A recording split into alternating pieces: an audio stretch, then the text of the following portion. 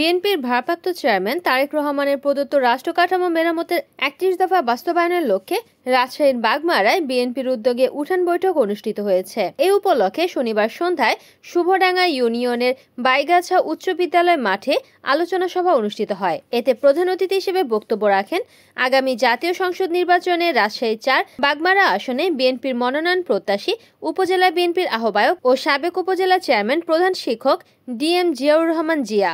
Shubhodanga union বিএনপির সভাপতি অধ্যাপক শফিকুল ইসলামের সভাপতিত্বে ও সাধারণ সম্পাদক আবু সামা মাস্টারের সঞ্চালনায় সভায় অন্যান্যদের মধ্যে বক্তব্য রাখেন রাজশাহী জজ কোর্টের এপিপি অ্যাডভোকেট নাসির উদ্দিন, নরদাস ইউপির প্যানেল চেয়ারম্যান রফিকুল ইসলাম, বাগমারা উপজেলা বিএনপির সাবেক সদস্য সচিব অধ্যাপক শামসুজ্জোহা বাদশাহ, ভবানীগঞ্জ পৌর বিএনপির সাবেক সাংগঠনিক সম্পাদক জয়নাল আবেদিন, বাগমারা উপজেলা তাঁতি দলের আহ্বায়ক মামুনুর রশিদ মামুন প্রমুখ।